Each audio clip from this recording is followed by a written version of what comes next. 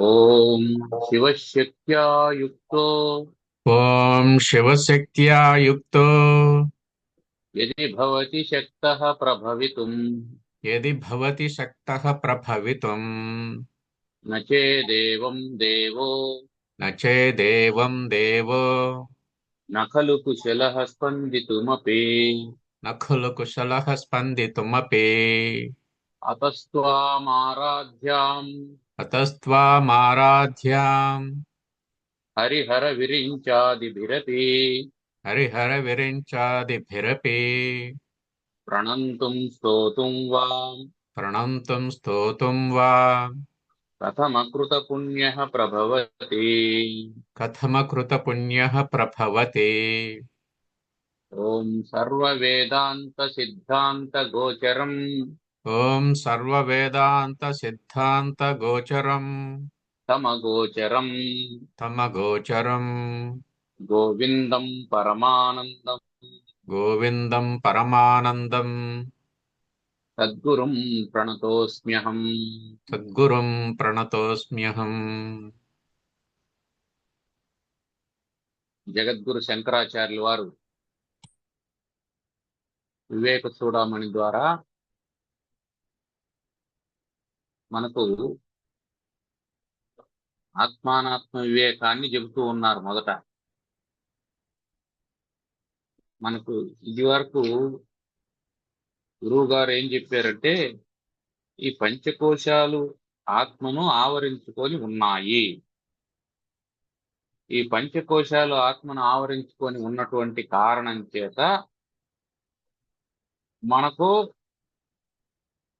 దేహ బుద్ధి కలుగుతూ ఉంది, ఆత్మబుద్ధి కలగడం లేదు అని చెప్పి ఈ పంచకోశాలను విచారించాలి. పంచానామపి కోశానాం అపవాదే విభాత్యయం శుద్ధ నిత్యానందైకరస ప్రత్యగ్రూప పరం స్వయం జ్యోతి అనేది చెప్పారు. 155 లేదా 151 అనుకుంటా.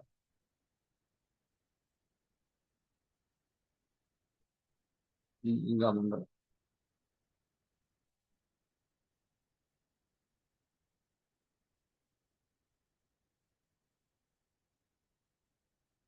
పన్- 150 దగ్గర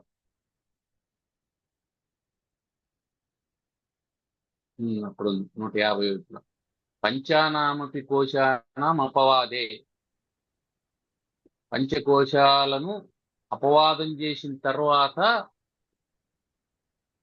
అయం శుద్ధ నిత్యానందైకరస ప్రత్యగ్రూప పరం జ్యోతి పరం స్వయం జ్యోతి పరః స్వయం జ్యోతి విభాతి అని చెప్పి అన్నారు. అంటే ఆత్మకు ఆవరణంగా పంచకోశాలు ఉన్నాయి. వీటిని మనం విచారణ చేసి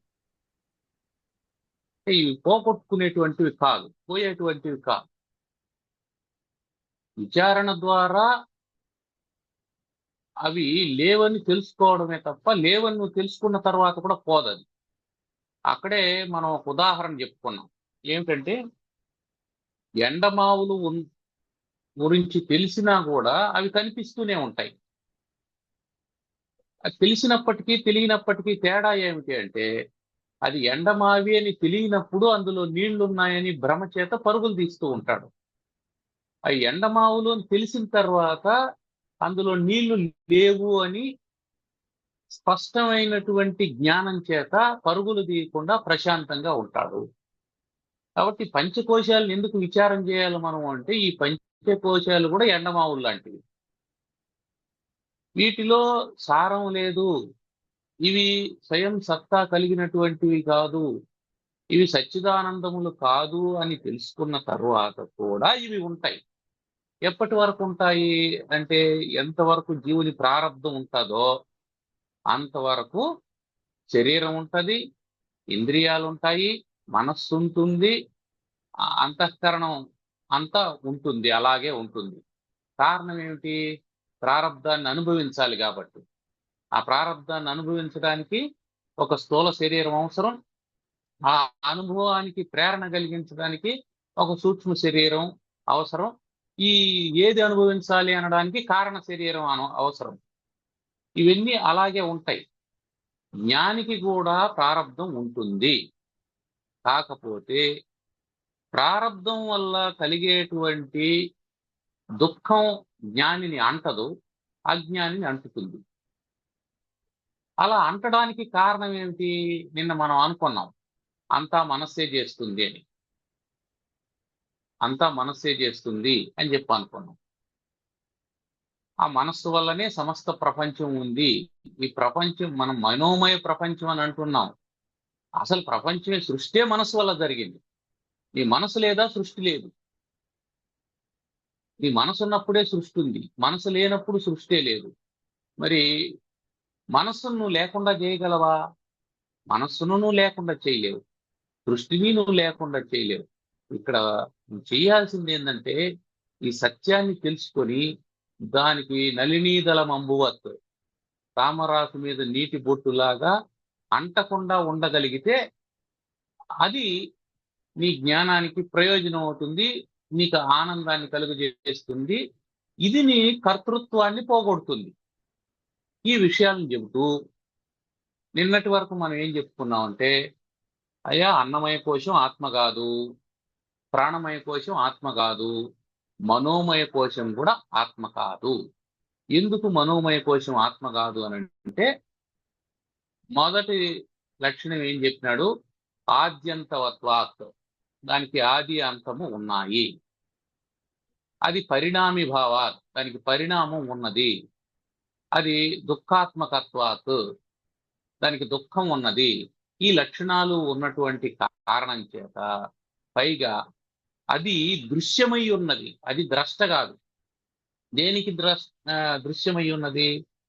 జీవునికి అది దృశ్యమై ఉన్నది. నా మనస్సు అని స్పష్టంగా చెబుతూ ఉన్నాడు. నా మనస్సు అని దేన్నైతే అంటున్నాడో అప్పుడు అది అహం ప్రతీతికి విషయం కాదు, అది ఇదం ప్రతీతికి విషయం. ఏది ఇదం ప్రతీతికి విషయం అవుతుందో అదంతా కూడా దృశ్యం అవుతుంది. ఇదం ప్రతీతికి విషయమైనటువంటి మనస్సు కూడా దృశ్యమే గనుక దానికి అది ద్రష్ట కాదు గనక దానికి స్వయం సత్తా లేదు. అందుకని అది సత్తు కాదు, చిత్తు కాదు, ఆనందం అంతకన్నా కాదు. సమస్త దుఃఖాలకు మనస్సు మూల కారణం అనేటువంటి మాట మనం అనుకున్నాం. కారణం ఏమిటి? అనుకూల ప్రతికూల జ్ఞానాలు మనస్సులోనే కలుగుతాయి. మనం అసలు సృష్టిలో దుఃఖం లేదని అనుకున్నాం. భగవంతుడు సచ్చిదానంద స్వరూపుడైనప్పుడు దుఃఖాన్ని ఎందుకు సృష్టిస్తాడు? దుఃఖాన్నే సృష్టించలేదు ఆయన. ఆ దుఃఖాన్ని మరి ఎట్లా వస్తుంది అంటే జీవుడు సృజించుకుంటూ ఉన్నాడు. కేవలం తన అనుకూల ప్రతికూల జ్ఞానం చేత జీవుడు సృష్టించుకుంటూ ఉన్నాడు. తనకు అనుకూలమైనటువంటిది లభించాలని, ప్రతికూలమైనటువంటిది పోవాలని జీవుడు నిరంతరం కోరుకుంటూ ఉంటాడు. నీ అనుకూల ప్రతికూల భావాలతో సంబంధం లేకుండా సృష్టి తన పని అదేదో చేసుకొని పోతూ ఉంటుంది. ఈశ్వర సృష్టిలో మార్పు లేదు. ఈశ్వర సృష్టిలో నువ్వు అంతర్భాగమే తప్ప ఈశ్వర సృష్టిని శాసించేటువంటి స్థితిలో నువ్వు లేవు. ఆ కారణం చేత ఉన్నదాన్ని ఉన్నట్లు నువ్వు అంగీకరించగలిగినప్పుడు మాత్రమే నీకు ఆనందం కలుగుతుంది. నువ్వు ఎప్పుడైతే అంగీకరించకుండా ఇది నాకు ప్రతికూలం అని అనుకుంటావో ఆ ప్రతికూల భావమే దుఃఖము. దానికి కారణమైనటువంటిది మనస్సు. దుఃఖాన్ని అనుభవించేది కూడా మనస్సే.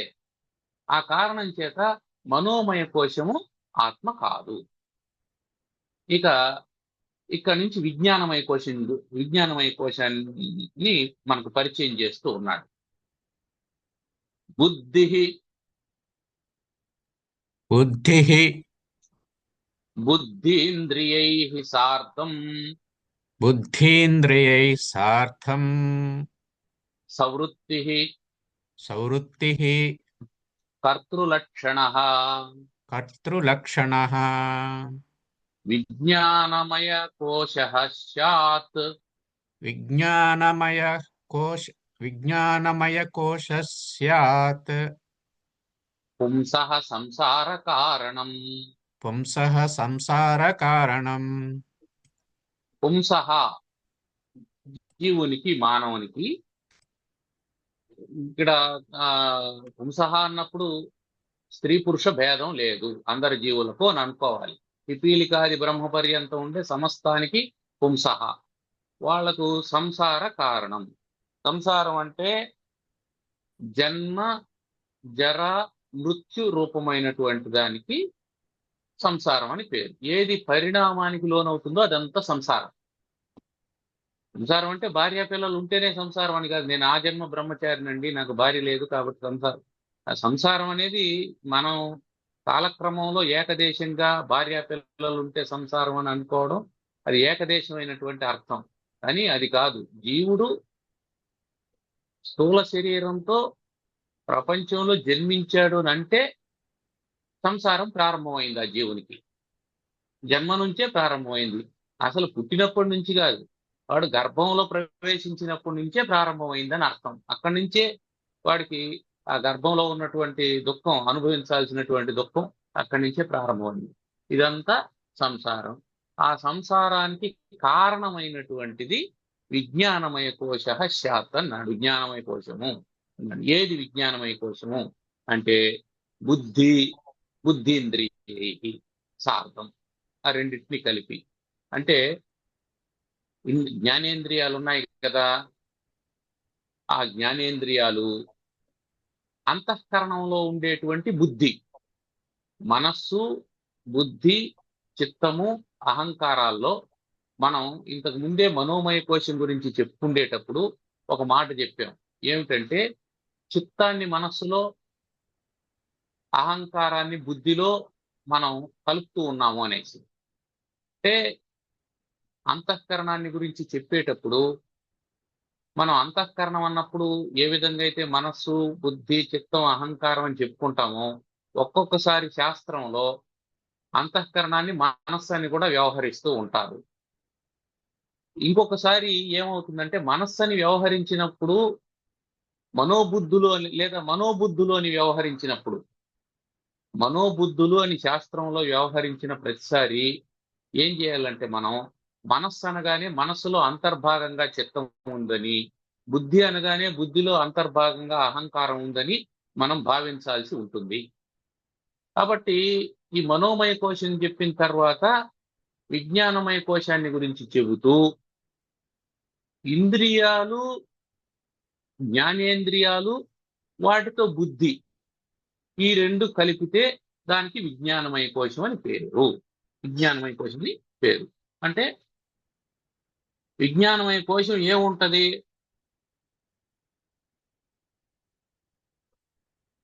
జ్ఞానేంద్రియాలు ఉంటాయి. జ్ఞానేంద్రియాలు ఉన్నాయి అంటే అర్థం ఏంటి? జ్ఞానేంద్రియ విషయాలు కూడా ఉన్నాయి అని. శబ్దస్పర్శ రూపరస గంధాలు ఉన్నాయి. ఈ బుద్ధి, దాని ఇంద్రియాలు, వీటి కలిపి సవృత్తి కర్తృలక్షణ. సవృత్తి, ఆ వృత్తితో కూడుకున్నటువంటిది, ఇంద్రియ వృత్తులైనటువంటి శబ్దస్పర్శ రూపరస గంధాదులు, వాటితో కూడుకొని కర్తృలక్షణ, నేను కర్తను అనేటువంటి లక్షణం కలిగినటువంటిది. ఎప్పుడైతే కర్తృత్వ లక్షణం ఉందో అప్పుడు భోక్తృత్వం కూడా ఉంటుంది. కాబట్టి బుద్ధికి ఉన్నటువంటి రెండు లక్షణాలు ఏమిటి? కర్తృత్వ భోక్తృత్వాలు. వేటి పట్ల కర్తృత్వం, వేటి పట్ల భోక్తృత్వం అంటే ఇంద్రియ వృత్తుల పట్ల కర్తృత్వ భోక్తృత్వాలు. కాబట్టి ఇంద్రియ విషయాలైనటువంటి శబ్ద స్పర్శ రూప రసగంధాల పట్ల నేను విన్నాను, నేను తిన్నాను, నేను చూస్తున్నాను, నేను అనుభవిస్తూ ఉన్నాను అనేటువంటిది కర్తృత్వము. ఇది నేను చేశాను అనేటువంటి కర్తృత్వం, ఇది నేను అనుభవిస్తున్నాను అనేటువంటి భోక్తృత్వం. ఈ రెండు లక్షణాలు వేటి పట్ల? శబ్దస్పర్శ రూపరస గంధాల పట్ల కలిగినటువంటిది విజ్ఞానమయ కోశము. ఇది సంసారానికి కారణం. ఎట్లా సంసారానికి కారణం అవుతుంది విజ్ఞానమయ కోశం అంటే? మనకు ఒక మాట ఉంది, బుద్ధి కర్మానుసారిణి అని. మీ కర్మను అనుసరించి బుద్ధి పుడుతూ ఉంటుందయ్యా అని. కర్మ అంటే ఏమర్థం? ఇక్కడ ప్రారంధం అని అర్థం. ఈ ప్రారంధాన్ని అనుసరించి బుద్ధి పుడుతుంది. ఇప్పుడు మనస్సులో ఎన్నో సంకల్పాలు కలుగుతాయి గాక, కానీ అవన్నీ కార్యరూపాన్ని ధరించవు. అవన్నీ కార్యరూపాన్ని ధరించవు. ఏవి కార్యరూపాన్ని ధరిస్తాయంటే బుద్ధి దేనికి ఆమోదాన్ని తెలుపుతుందో అది కార్యరూపాన్ని ధరిస్తుంది. మిగిలినవన్నీ సంకల్ప స్థాయిలోనే వెళ్ళిపోతూ ఉంటాయి. మనం ఎన్నో అనుకుంటూ ఉంటాం, అన్నీ చెయ్యం. అది చేస్తే బాగుంటుంది, ఇది చేస్తే బాగుంటుంది, ఇది ఇలా ఉండాలి, అది ఇలా ఉండాలి. ఇలా మనకు లక్షల సంకల్పాలు ప్రతిరోజు కలుగుతూ ఉంటాయి.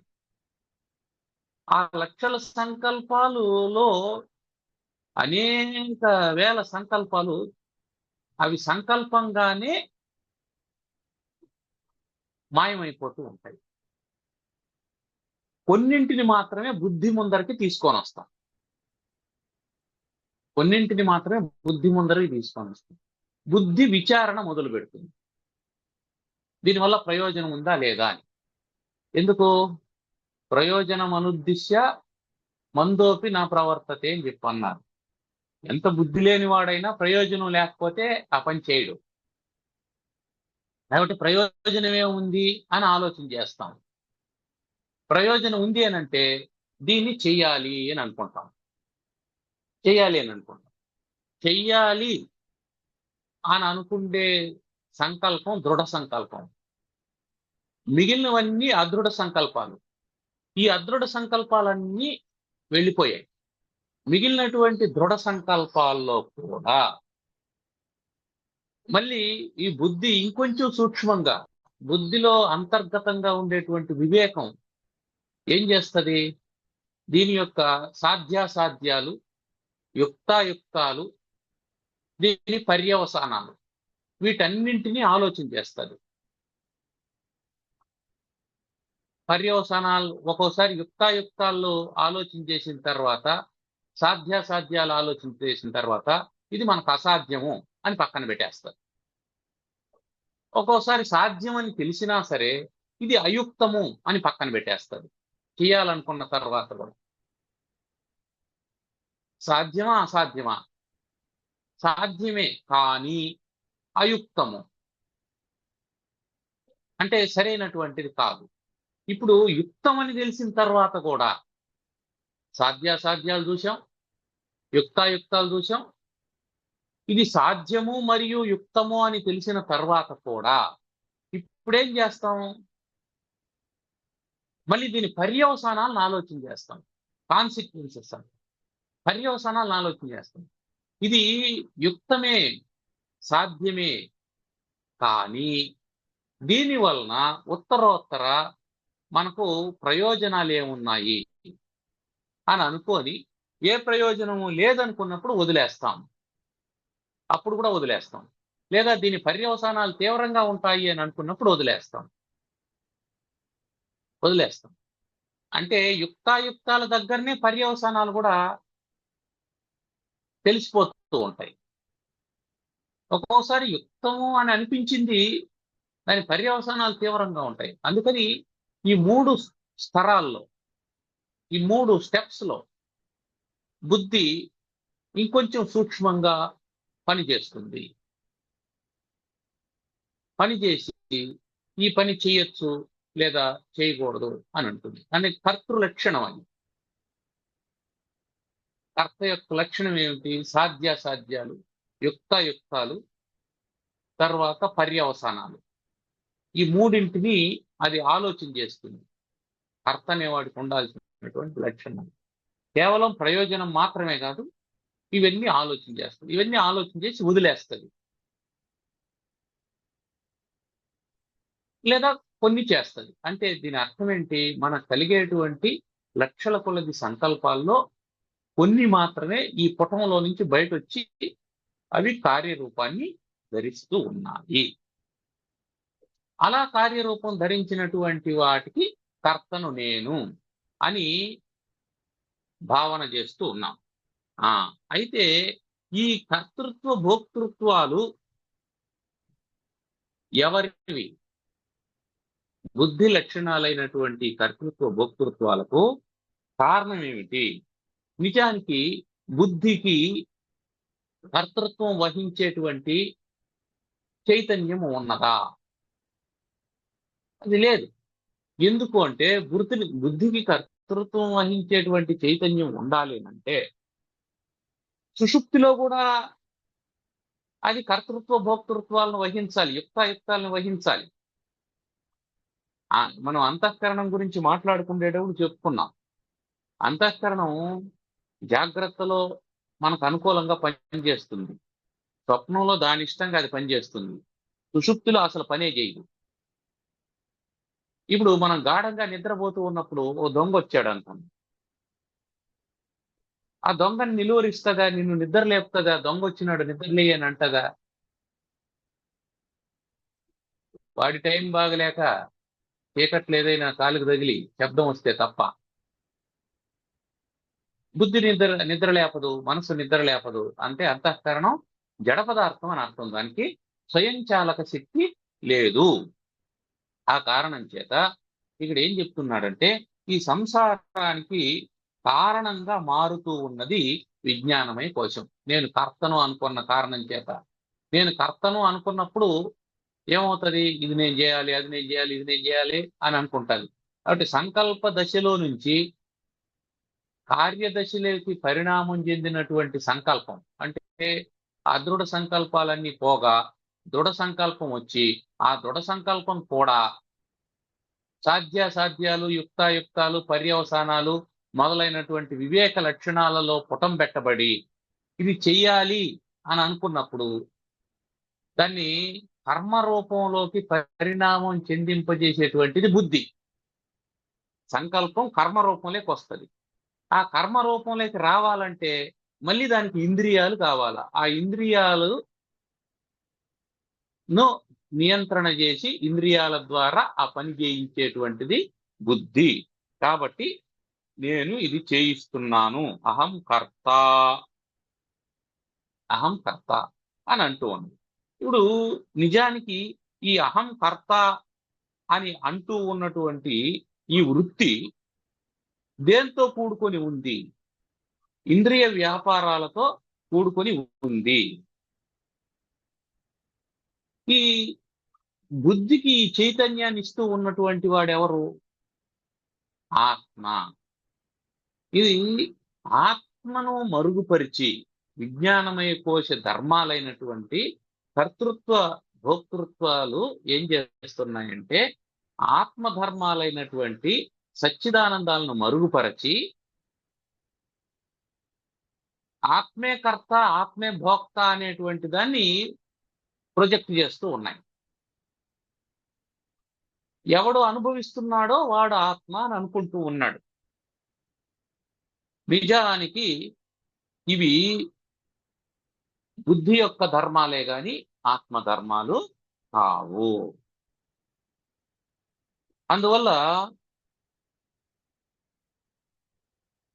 మనస్సు యొక్క చాంచల్యాన్ని ఆపి నిశ్చయాత్మకమైనటువంటి జ్ఞానాన్ని ఇచ్చేది బుద్ధి. మనస్సు సంకల్ప వికల్పాలు చేస్తుంది, బుద్ధి నిశ్చయాత్మకమైనటువంటిది. ఇది అని నిర్ధారించేటువంటిది బుద్ధి. అందువల్ల ఈ బుద్ధితో కూడుకున్నటువంటి ఇంద్రియాలకు విజ్ఞానమయ కోశం అని పేరు పెట్టారు.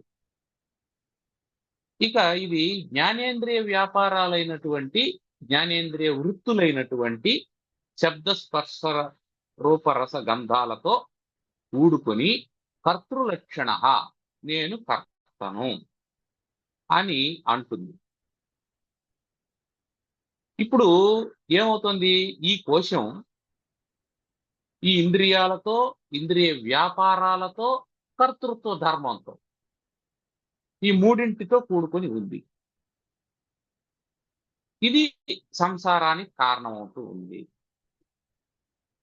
సంసారానికి కారణం అవుతుందంటే అర్థం ఏంటి? సంసారం అనేది పురుషునికి బంధం. పురుషుడంటే జీవుడు బంధం, జీవునికి బంధం. జీవునికి బంధం ఏర్పడడానికి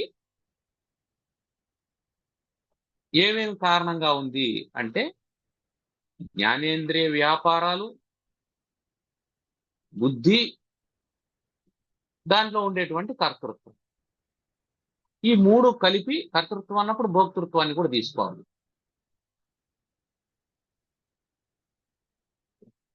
ఈ మూడు కలిపి ఏమవుతుంది? మానవునికి బంధాన్ని కలిగిస్తూ ఉన్నది. బంధాన్ని కలిగిస్తూ ఉన్నది. ఇప్పుడు బుద్ధి ఎటువైపు ఉంది? అధోముఖంగా ఉంది. అంటే ప్రపంచం వైపు ఉంది.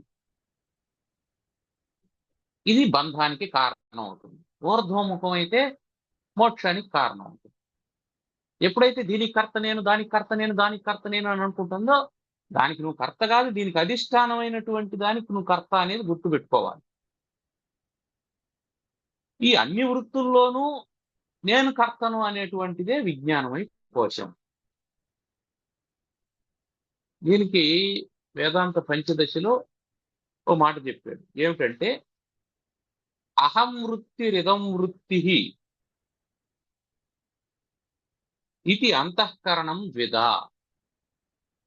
అంతఃకరణం 2 రకాలు అని చెప్పి అన్నాడు. ఒకటి అహం వృత్తి కలిగినటువంటిది, రెండోది ఇదం వృత్తి కలిగినటువంటిది. నేను అనేది, ఇది అనేది. ఈ 2 అంతఃకరణముల యొక్క 2 వృత్తులు అన్నాడు. దీంట్లో విజ్ఞానం స్యాద్ అహం వృత్తి ఇదం వృత్తి మనోభవేత్.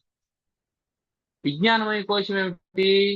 అంతఃకరణంలో ఉండేటువంటి నేను అనేటువంటి అహం వృత్తి ఏదైతే ఉందో అది విజ్ఞానమయ కోశం.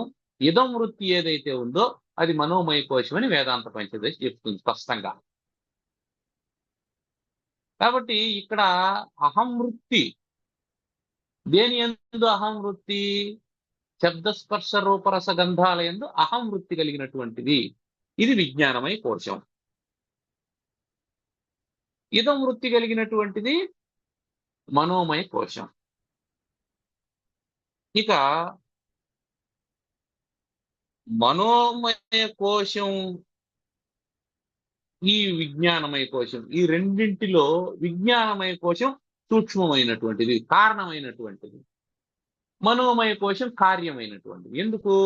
నేను అనేది లేకపోతే ఇది అనేదాన్ని గుర్తించలేం కదా. నేనుంటేనే ఇది అని గుర్తించగలుగుతాం. కాబట్టి విజ్ఞానమయ కోశం ఉన్నప్పుడే మనోమయ కోశం ఉంటుంది. కాబట్టి మనోమయ కోశంలో జరిగేటువంటి అన్ని కార్యాలకు విజ్ఞానమయ కోశం కారణంగా ఉంది అని చెబుతూ, ఇప్పుడు ఈ విజ్ఞాన స్వరూపమైనటువంటి బుద్ధి ద్వారా సమస్త కార్యక్రమాలు జరుగుతూ ఉంటాయి. యజ్ఞయాగాది వైదిక కర్మలు జరుగుతాయి. కృషి, వాణిజ్యం మొదలైనటువంటి లౌకిక కర్మలు జరుగుతూ ఉంటాయి. ఆ యజ్ఞయాగాదులకు నేను కర్త అని, కృషి వాణిజ్యాదులకు నేను కర్త అని ఈ విజ్ఞానమయ కోశం భావిస్తూ ఉంటుంది. ఇక దీంతో పాటు నిన్న మనం స్థూలంగా విచారణ చేసినటువంటి ఒక విషయం కూడా ఉంది చివర్లో, శాస్త్రాన్ని గురించి. ఆ శాస్త్రాన్ని గురించి విచారణ చేసేది, దాని యందు నేను శాస్త్రజ్ఞుణ్ణి, నాకు శాస్త్రం తెలుసు అనేటువంటి కర్తృత్వాన్ని వహించేది కూడా విజ్ఞానమయ కోశమే. ఇప్పుడు ఈ విజ్ఞానమయ కోశంలో ఎప్పుడైతే గురువాక్యం మీద, శాస్త్రవాక్యం మీద సంపూర్ణమైనటువంటి శ్రద్ధ ఏర్పడుతుందో, విశ్వాసం ఏర్పడుతుందో, అప్పుడు ఆ బుద్ధి యందు బ్రహ్మాకార వృత్తి కూడా కలుగుతుంది. నేను పరబ్రహ్మము అనేటువంటి వృత్తి కూడా బుద్ధిలోనే కలగాలి. ఇప్పుడు అలా కలిగిన తర్వాత ఏం చేస్తాడు అంటే, దాన్ని ఉపాస్యంగా మార్చుకుంటాడు. అంటే జీవుడు ఏ పరబ్రహ్మాన్ని ఉపాసిస్తాడంటే ద్వివిశిష్ట పరబ్రహ్మాన్ని ఉపాసిస్తాడు. బుద్ధితో కూడుకున్నటువంటి పరబ్రహ్మాన్ని విచారిస్తాడు. ఎందుకు విజ్ఞానమయ కోశంలో కర్తృత్వ భోక్తృత్వాలు ఉన్నాయంటే, విజ్ఞానమయ కోశం జీవునికి దగ్గరగా ఉంది. అన్నమయ, ప్రాణమయ, మనోమయ, విజ్ఞానమయ, ఆనందమయ కోశం. ఇంకొన్నది ఆనందం ఒకటే. ఆనందానికి తరువాత ఉండేది పరబ్రహ్మం అంటే జీవాత్మ. చిదాభాసుడు, దానికి దగ్గరగా ఆనందం ఉంది. ఆ ఆనందం అనేది పరబ్రహ్మ లక్షణం. దాని తర్వాత విజ్ఞానమయ కోశం ఉంది. విజ్ఞానమయ కోశం ఉంది కాబట్టి నేను అనేటువంటి భావన, ఆ ఆ పరమాత్మ యొక్క భావన స్ఫురిస్తూ ఉంది. ఆ సత్తాస్ఫురణలు రెండు కలగడానికి విజ్ఞానమయ కోశం ఆధారంగా ఉన్నది. అందువల్ల ఎవరైతే ఈ బుద్ధి విశిష్ట పరబ్రహ్మాన్ని ఉపాసిస్తూ ఉంటాడో, ఉపాసించాలి అని చెప్తున్నాడు. అలా ఉపాసించేటువంటి వాళ్లకు అఖిల భోగాలు ప్రాప్తిస్తాయని చెప్పాడు. అంటే పరబ్రహ్మము, నా బుద్ధే పరబ్రహ్మము అని అనుకునేటువంటి వాడికి లౌకిక భోగాలన్నీ ప్రాప్తిస్తాయి. ఎందుకు? వాడి బుద్ధితో యుక్తాయుక్త విచక్షణ కలిగి సాధ్యాసాధ్యాలు తెలుసుకొని పర్యవసానాలను గ్రహించి సరైనటువంటి యజ్ఞయాగాది కర్మలు, సరైనటువంటి లౌకిక కర్మలు చేస్తూ ఉంటాడు కాబట్టి అఖిల భోగాలు ప్రాప్తిస్తాయి. ఇదే ఉపాసన అని చెప్పన్నాడు. అంటే దేవి విశిష్ట చైతన్యాన్ని, బుద్ధి విశిష్ట పరబ్రహ్మాన్ని ఉపాసించేటువంటి వాడికి ఏం కలుగుతుంది అంటే ఇష్టభోగ ప్రాప్తి కలుగుతుంది అంట. మరి ఇష్టభోగ ప్రాప్తి కలిగితే మోక్షం వచ్చినట్ట కాదు. మరి ఏం చేయాలా? ఈ బుద్ధిని వదిలేసి పరబ్రహ్మాన్ని పట్టుకోవాలి. దీ విశిష్ట చైతన్యం కాదు, దీ ఉపహిత చైతన్యాన్ని పట్టుకోవాలి. అది మనకు చెప్తూ ఉన్నాం. కాబట్టి బ్రహ్మస్వరూపము ఈ విజ్ఞాన కోశ లక్షణానికంటే విలక్షణమైనటువంటిది. ఎందుకు అంటే ఇది పరబ్రహ్మం అయితే దీనికి 3 లక్షణాలు ఉండాలి: సత్తు, చిత్తు, ఆనందం. ఇది ఏం చేస్తూ ఉంది? గురువు పట్ల, శాస్త్రం పట్ల విశ్వాసం కలుగజేస్తుంది అని చెప్పి అనుకున్నాం. కాబట్టి మంచిదే కదా బుద్ధి, మంచిదే కదా. ఇక్కడ శాస్త్ర విషయం ఏమిటంటే, సూక్ష్మమైన విషయం ఏమిటంటే, నీకు విశ్వాసాన్ని కలుగజేస్తూ ఉంది అంటే అర్థం ఏమిటి? ఉత్పత్తి చేస్తూ ఉంది అని అర్థం. ఒకానొక సందర్భంలో దాన్ని పోగొడుతుంది కూడా. అంటే ఉత్పత్తి నాశములు ఉన్నాయి. దేనికి ఉత్పత్తి నాశనాలు ఉంటాయో అది సత్యం కాదు. నీకు నిన్నటి వరకు గురువు యందు విశ్వాసం లేదు, శాస్త్రమునందు విశ్వాసం లేదు. ఈరోజు శాస్త్రం నందు విశ్వాసం కలిగింది. దేని కారణం చేత? నీ బుద్ధి పరిణామం చేత. నీ బుద్ధిలో కలిగినటువంటి పరిణామం వల్లనే విశ్వాసం కలిగింది. అంటే ఏమర్థం? నీ బుద్ధి పరిణామశీలమైనటువంటిది, ఇది సత్యం కాదు. కాబట్టి విజ్ఞానమయ కోశంలో సత్ లక్షణము లేదు. పోని చిల్లక్షణం ఉందా? చిల్లక్షణం ఉందా అంటే ఇది చిదాత్మక దృశ్యంగా ఉంది. నువ్వే చెప్తూ ఉన్నావు ప్రత్యక్షంగా, నా బుద్ధి సరిగా పనిచేయలేదు, నేను ఆ రోజు తప్పుడు నిర్ణయం తీసుకున్నాను, ఆ రోజు అలా ఆలోచన చేయకుండా ఉండాల్సింది అని చెప్తా అంటావు. ఆ రోజు ఎకరం 10 లక్షలకి ఇస్తామన్నారండి, అప్పుడు నా బుద్ధి పనిచేయలేదు, కొనేసి ఉంటే ఈరోజు 10 కోట్లు అయ్యి ఉండేది అని అంటావు. అంటే ఏమర్థం? నీ బుద్ధి గురించి నువ్వు తెలుసుకుంటా ఉండవు అంటే నువ్వు బుద్ధి కంటే భిన్నంగా ఉండవు. నీ బుద్ధి జడము. బుద్ధిని తెలుసుకునేవాడు ఒకడున్నాడు, బుద్ధి ఇంకొక దానికి దృశ్యంగా ఉన్నది. కాబట్టి దృశ్యమైనటువంటిది జడం, ద్రష్ట అయినటువంటి వాడే చిత్తు, చైతన్యం. అందువల్ల ఈ విజ్ఞానమయ కోశానికి చిల్లక్షణం కూడా లేదు, సల్లక్షణము లేదు, చిల్లక్షణము లేదు. పోనీ ఆనందం ఉందా అంటే ఇది వికారి కాబట్టి దుఃఖం, ఇది మారిపోతూ ఉంటుంది. మారేది ఎప్పుడు? నీకు ఆనందాన్ని ఇవ్వదు. కారణం ఏమిటంటే నీకు ఆనందం ఇచ్చినప్పుడు అది ఎలా ఉందో అలాగే ఉంటే ఆనందాన్ని ఇస్తుంది. కానీ అది మారిపోయిందంటే అయ్యో పోయిందే అని అనుకుంటాం, అప్పుడు దుఃఖానికి కారణం. కాబట్టి దుఃఖానికి కూడా బుద్ధి కారణం అవుతున్నది కనుక, అంటే నువ్వు తీసుకునేటువంటి రాంగ్ డెసిషన్స్, మనం ఇందాక చెప్పుకున్నామే, సాధ్యాసాధ్యాలు, యుక్తాయుక్తాలు, పర్యవసానాలు. అసాధ్యమైనటువంటి దాన్ని చేయాలని నిర్ణయం తీసుకుంటావు, దుఃఖం కారణం అవుతుంది. అయుక్తమైనటువంటి దాన్ని చేయాలని అనుకుంటావు, అప్పుడు దుఃఖానికి కారణం అవుతుంది. పర్యవసానాల గురించి ఆలోచన చేయకుండా చేసేస్తావు, దానివల్ల దుఃఖం అనుభవించాల్సి వస్తుంది. కాబట్టి ఇది మార్పుకు లోనవుతుంది, కాబట్టి ఇది వికారి. వికారము అంటే మార్పుకు లోను కావడం, మారడం. నీకు నచ్చనిది వికారం కాదు. మనం ఏమనుకుంటాం, అది వికారంగా ఉంది, బాగలేదని. అది నీకు నచ్చనటువంటిది. నీకు నచ్చేది కూడా వికారిగా మారిపోతుంది. నీకు నచ్చేది కూడా నీకు నచ్చకుండా మారుతుంది. ఆ మారడానికి వికారం అని పేరు, మార్పుకు వికారం అని పేరు. కాబట్టి ఈ బుద్ధికి కూడా వికారం ఉన్నది, మార్పు ఉన్నది. కాబట్టి ఇది దుఃఖాత్మకమైనటువంటిది. అందుకని విజ్ఞానమయ కోశం సచ్చిదానందము కాదు, ఇది అనృతము, జడము, దుఃఖం. అనృత జడ దుఃఖాత్మకమైనటువంటి విజ్ఞానమయ కోశం సచ్చిదానంద స్వరూపం కాదు, కాబట్టి ఇది ఆత్మ కాదు. ఈ ఆత్మ విజ్ఞానమయ కోశం కంటే విలక్షణమైనటువంటిది, విలక్షణమైనటువంటిది.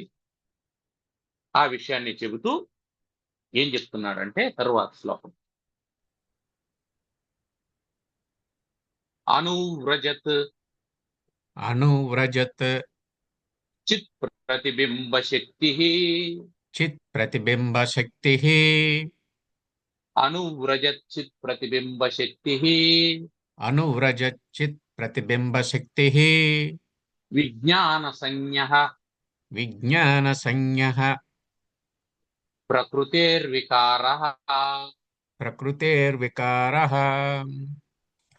అనువ్రజత్ చిత్ ప్రతిబింబ శక్తి, అనువ్రజత్ చిత్ ప్రతిబింబ శక్తి, విజ్ఞాన సంజ్ఞ, విజ్ఞాన సంజ్ఞ, ప్రకృతేర్వికార, ప్రకృతేర్వికార, జ్ఞాన క్రియావాన్, జ్ఞానక్రియావాన్, అహమిత్యజస్రం, అహమిత్యజస్రం, దేహేంద్రియాదిషు దేహేంద్రియాదిషు అభిమన్యతే భృశం. అభిమన్యతే భృశం. అనువ్రజత్ చిత్ ప్రతిబింబ శక్తి, చిత్ ప్రతిబింబ శక్తి, ఆ చైతన్యం యొక్క, చిదాభాసుని యొక్క ప్రతిబింబ శక్తి, ఆ పరబ్రహ్మము యొక్క ప్రతిబింబము యొక్క శక్తి గలది కాబట్టి, దాన్ని అనుసరించి ఉన్నది కాబట్టి, ప్రకృతే వికార, ప్రకృతి వికారమైనదైనటువంటి, అంటే స్వాభావికంగానే మార్పుకు లోనయ్యేటువంటి, వికార అంటే స్వాభావికంగానే మార్పుకు లోనయ్యేటువంటి విజ్ఞాన సంజ్ఞ, ఇవి విజ్ఞానమయ కోశం. దేహేంద్రియాదిషు, దేహము, ఇంద్రియాలు మొదలైనటువంటి వాటిలో, అహం నేను, జ్ఞానక్రియావాన్ నేను జ్ఞానం కలిగినటువంటి వాడిని, నేను వ్యాపారం అంటే పని కలిగినటువంటి వాడిని, ఇది అని అజస్రం భృశం అభిమన్యతే, ఎల్లప్పుడూ మిక్కిలి అభిమన్యతే అభిమానిస్తూ ఉంటుంది, అభిమానం కలిగదుగా ఉంటుంది. దేహేంద్రియాల పట్ల విజ్ఞానమయ కోశానికి అభిమానం ఉంటుంది, అది చెప్తున్నా. కానీ ఈ విజ్ఞానమయ కోశం ఎటువంటిది? ప్రకృతేర్వికారాః, ప్రకృతి సహజంగా వికారం కలిగినటువంటిది, అంటే అది కూడా మార్పుకు లోనవుతుంది అని చెప్తున్నారు. మార్పుకు లోనయ్యేటువంటిది అయినప్పటికీ అది చిత్ ప్రతిబింబ శక్తికి అనువ్రజత్, ఆ చైతన్య శక్తికి దగ్గరగా ఉన్నటువంటి కారణం చేత దాని ప్రతిఫలనం అందులో ఉన్నటువంటి కారణం చేత అది కర్తృత్వాన్ని పొందుతూ ఉన్నది. నేను జ్ఞానిని, నేను కర్తను, నేను భోక్తను అని. దేని మీద? దేహేంద్రియాది విషయాల మీద. దేహేంద్రియాది విషయాల పట్ల కర్తృత్వాన్ని పొందుతూ ఉన్నది. అంటే కర్తృత్వం లేనటువంటిది కర్తృత్వాన్ని పొందుతూ ఉన్నది. ఎట్లా కర్తృత్వాన్ని పొందుతుంది? కర్తృత్వం లేనిది దేనికి? కర్తృత్వం లేనిది పరబ్రహ్మానికి. పరబ్రహ్మానికి కర్తృత్వం లేదు. ఆ పరబ్రహ్మం ఏమవుతుందంటే అంతఃకరణంలో ప్రతిఫలిస్తూ ఉంది. విశిష్ట చైతన్యం, అది మనం గుర్తుపెట్టుకోవాల్సి ఉంది. లేదా బుద్ధ్యవచ్ఛిన్న చైతన్యం. ఈ చైతన్యానికి కర్తృత్వం లేదు, ఈ చైతన్యానికి భోక్తృత్వం లేదు. అది ఎప్పుడైతే అంతఃకరణంలో పడి ప్రతిఫలించిందో అప్పుడు ఈ అంతఃకరణంలో ఉన్నటువంటి బుద్ధికి ఉన్న ధర్మాలు అయినటువంటి కర్తృత్వ భోక్తృత్వాలు ఆత్మధర్మాలుగా తెలుస్తూ ఉన్నాయి. ఇప్పుడు ఏం చెప్తుంది విజ్ఞానమయ కోశం? నేను అనుభవిస్తున్నాను, నేను చేస్తున్నాను. దీనికి చైతన్యం ఎక్కడి నుంచి వచ్చింది? ఆత్మ నుంచి తీసుకున్నటువంటి చైతన్యంతో ఇది కర్తృత్వ భోక్తృత్వాలు వహిస్తూ ఉన్నది. నిజానికి ఈ కర్తృత్వ భోక్తృత్వాలు ఆత్మకు లేవు. 3 విషయాల్ని మనం గుర్తుపెట్టుకోవాలి. ఒకటి ఆత్మ, ఇంకోటి అంతఃకరణం, మూడోది దేహేంద్రియాలు. దేహేంద్రియాదుల ద్వారా జరిగేటువంటి పనులకు కర్తృత్వ భోక్తృత్వాలను ఎవరు వహిస్తున్నారు? అంతఃకరణం వహిస్తుంది. బుద్ధి, విజ్ఞాన సంజ్ఞ, విజ్ఞానమయ కోశం వహిస్తూ ఉంది. విజ్ఞానమయ కోశం వహిస్తూ ఉంది అంటే అది ఆత్మనా? దానికి ఆ చైతన్యం ఉందా? కాదు. అది దాని నుంచి తీసుకొని, ఎక్కడి నుంచి తీసుకొని? పరబ్రహ్మము నుంచి చైతన్యం తీసుకొని ఇది కర్తృత్వ భోక్తృత్వాల్ని వహిస్తూ ఉన్నది. ఇప్పుడు మనకు ట్రాన్స్ఫార్మర్ ఉందండి. ట్రాన్స్ఫార్మర్ ఉన్నటువంటి కారణం చేత మన ఇంట్లో ఫ్యాన్లు, లైట్లు ఇవన్నీ వెలుగుతూ ఉన్నాయి. ఇప్పుడు ఫ్యాన్లు, లైట్లు వెలగడానికి కారణం ట్రాన్స్ఫార్మరా? ఆ ట్రాన్స్ఫార్మర్కి పవర్ రావాలి కదా జనరేటర్ నుంచి. అట్లని ట్రాన్స్ఫార్మర్ లేకపోతే మీ ఇంట్లో ఉండేటువంటి ఫ్యాన్లు, లైట్లు ఇవన్నీ వెలుగుతాయా? పనిచేస్తాయా? చేయవు. కాబట్టి జీవుడు తన ప్రారబ్ధాన్ని అనుభవించాలంటే అంతఃకరణం అవసరం, బుద్ధి అవసరం, ఇంద్రియాలు అవసరం, ఇంద్రియ విషయాలు అవసరం, స్థూల శరీరం అవసరం.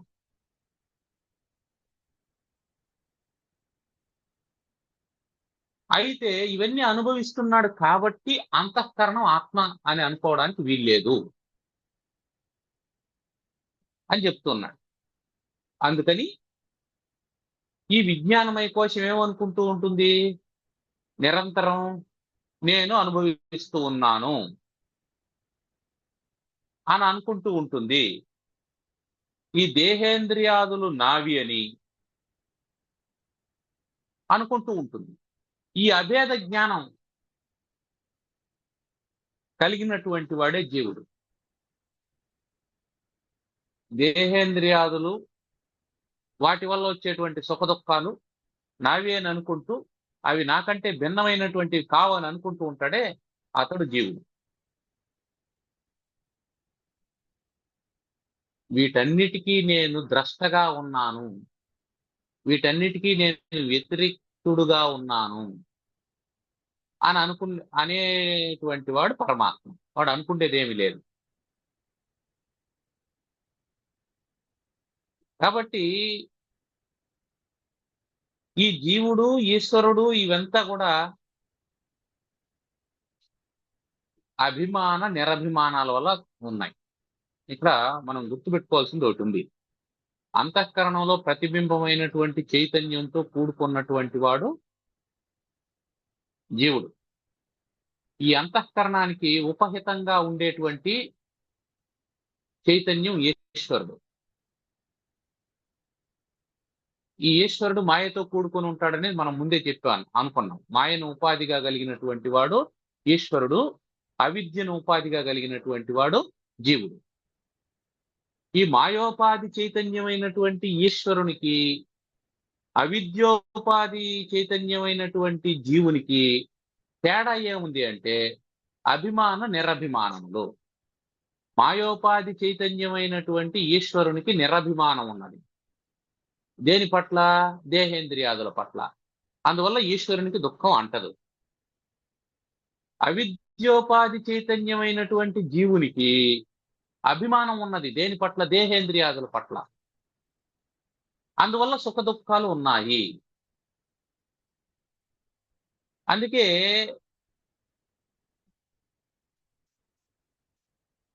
ఈ ఈశ్వర చైతన్యం వీరికే చిదాభాసుడు అని కూడా పేరు. ఈ ఈశ్వర చైతన్యం కారణం చేత జీవ చైతన్యం ఉంటుంది.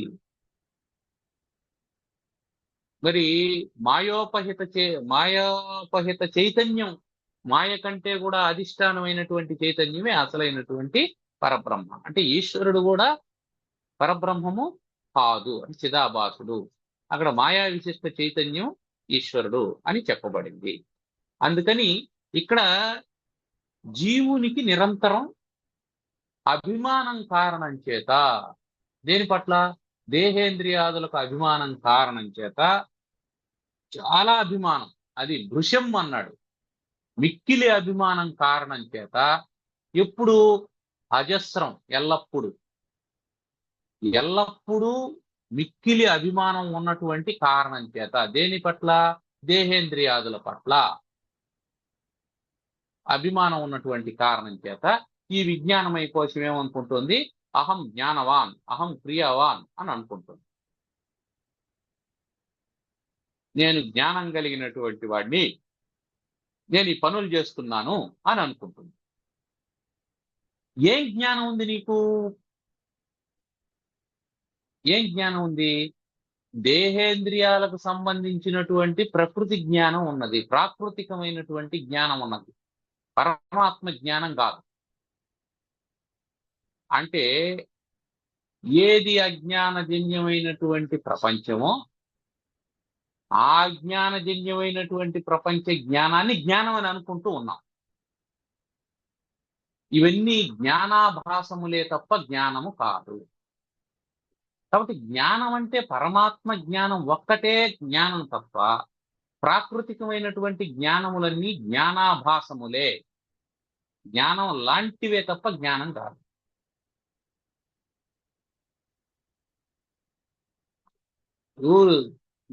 పోయేటువంటి దాని గురించి తెలుసుకొని ఏం ప్రయోజనం? ఉండేదాని గురించి తెలుసుకోవాలి. ఇంకా ఒకటి ఏమిటంటే, నీకు అన్ని అందరికీ కూడా అవసరం కావు, జ్ఞానాభాసాలు అన్ని అందరికీ అవసరం కావు. నాకు నీళ్ల దత్తుకున్నది, నాకు నీళ్లుంటే చాలు, అవి తాగగలిగితే చాలు. ఆ నీళ్లు 2 హైడ్రోజన్ అణువులు, 1 ఆక్సిజన్ అణువు యొక్క సంయోగంతో ఏర్పడుతుందనేది నాకు తెలియాల్సిన అవసరం లేదు. దాంతో నాకు ప్రయోజనం లేదు, పని లేదు. నా ప్రయోజనం ఏమిటి? నీళ్లు తాగగలగాలి, దప్పిక తీర్చుకోవాలి.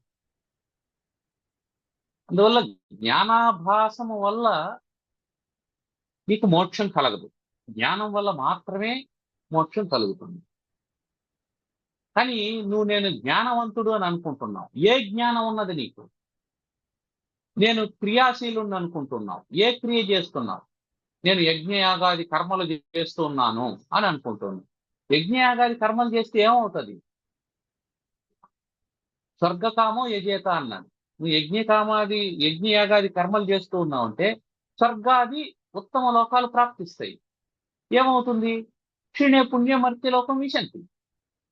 ఈ పుణ్యం క్షీణించగానే మళ్ళీ మర్త్యలోకానికి వస్తావు. కాబట్టి నువ్వు చేసేటువంటి యజ్ఞయాగాది క్రియలు పవిత్రమైనటువంటివి అయినప్పటికీ వాటి వల్ల నీకు ప్రయోజనం లేదు. కాబట్టి నేను క్రియావాన్ అనుకోవడం వల్ల లాభం లేదు. యజ్ఞయాగాది క్రియలే నీకు ప్రయోజనాన్ని కలిగించవు అనంటే ఇక కృషి వాణిజ్యాదులు నీకేం కలిగిస్తాయి? నీకు మోక్షాన్ని ఇవ్వవు. అవి నీకు భుక్తిని ఇచ్చేటువంటివే. ఇక వీటికి సంబంధించి కృషి వాణిజ్యాదులకు సంబంధించినటువంటి జ్ఞానాన్నే కదా నువ్వు జ్ఞానం అనుకుంటున్నావు. వ్యవసాయం ఎలా చేయాలి, వ్యాపారం ఎలా చేయాలి అనే దానికి సంబంధించినటువంటి తెలివితేటలనే కదా నువ్వు అసలైన జ్ఞానం అని అనుకుంటున్నావు.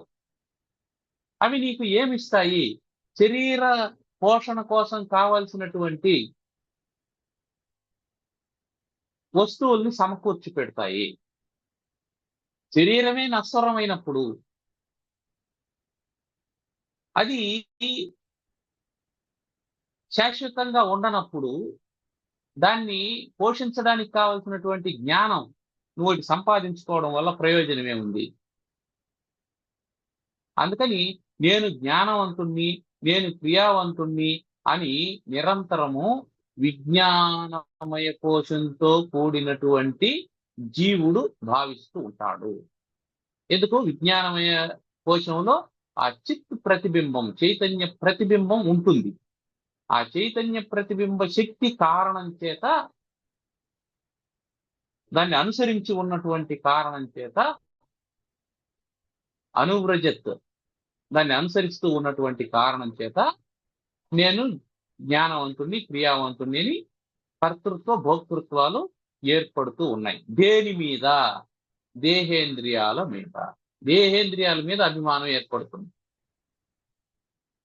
నేను ఆత్మను, నేను పరబ్రహ్మ స్వరూపాన్ని, నేను సచ్చిదానంద స్వరూపాన్ని అని కనుక నీకు ఏర్పడితే అప్పుడేమవుతుంది అంటే అది ఏర్పడి దాని స్వరూపాన్ని కోల్పోయి ఆత్మస్వరూపంలో నిన్ను కలిపేస్తుంది, లీనం చేస్తుంది.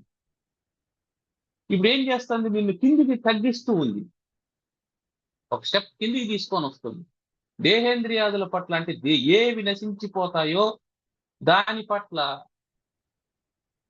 నీకు అభిమానాన్ని కలిగించి అదే నీవనేటువంటి భ్రాంతిలోకి నెట్టేస్తూ ఉన్నటువంటి కారణం చేత విజ్ఞానమయ కోశం నీకు ఆత్మ కాదు, అది మోక్షాన్ని ఇవ్వదు అని చెబుతూ ఉన్నాడు. ఇంకా ఆ విజ్ఞానమయ కోశ జీవుని యొక్క లక్షణాలను తరువాత లోకంలో వివరించబోతూ ఉన్నాడు. ఏమన్నా ప్రశ్నలు ఉన్నాయండి?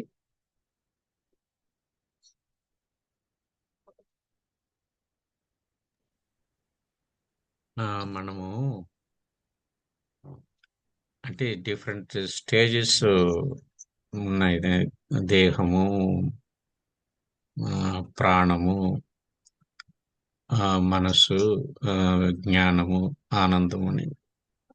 ఆ కోశాల్లో నువ్వెక్కడున్నావు అనేది దాన్ని బట్టి నువ్వు పైన అల్టిమేట్ గా నువ్వు ఉంటే ఇవన్నిటిని నువ్వు తెలుసుకోగలవు.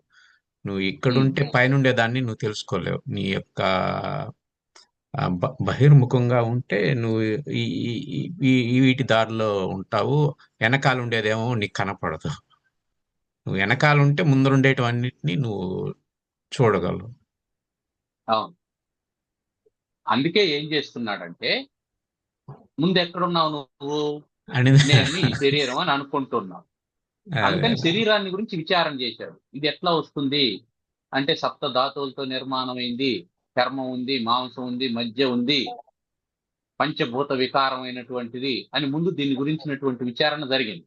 జరిగి దీన్ని ఇది కాదు, క్యాన్సిల్ దీనికి సచ్చిదానందాలు లేవు అని దీన్ని పరాస్తం చేశాం.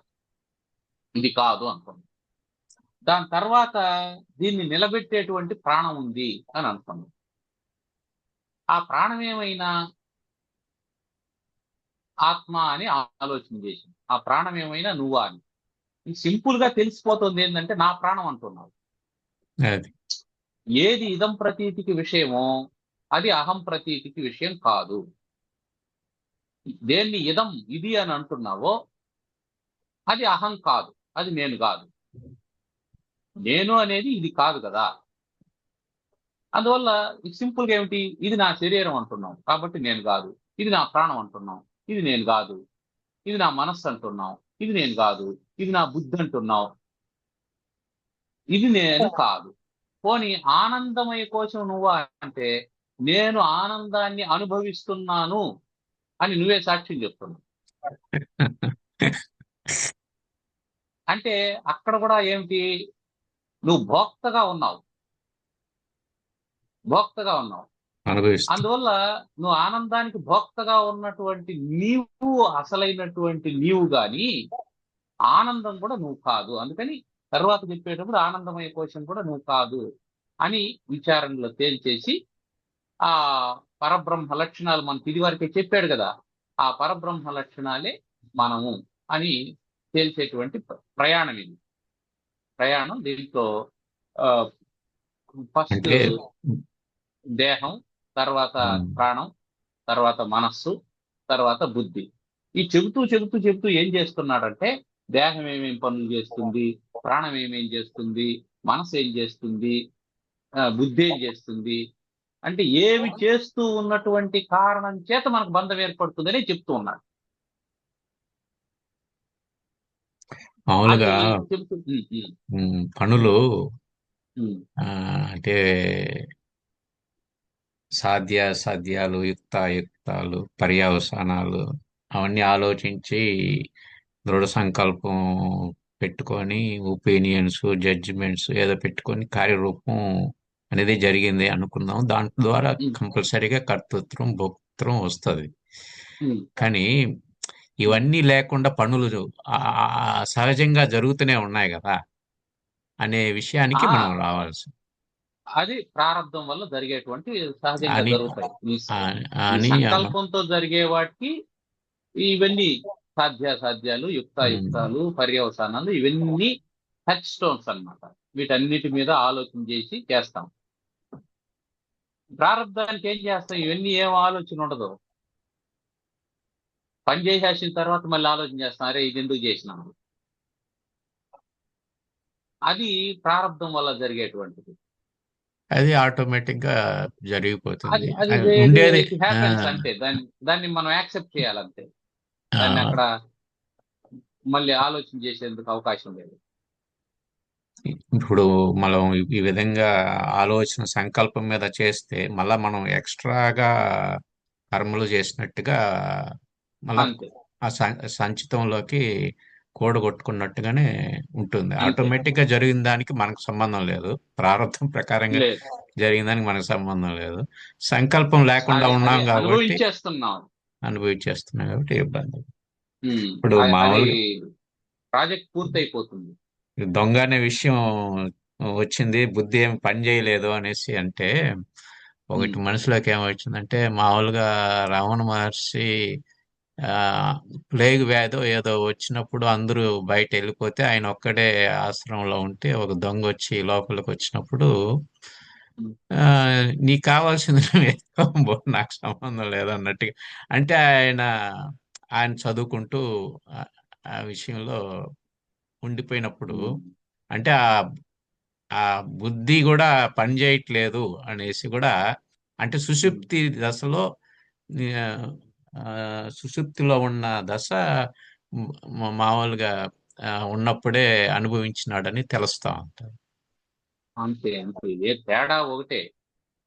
సుషుప్తికి సమాధికి మనం పదే పదే తేడా చెప్పుకుంటుంటాం. అక్కడ ఏమిటి, అజ్ఞానం వల్ల సుషుప్తి కలుగుతుంది, జ్ఞానంతో సమాధి కలుగుతుంది. సమాధి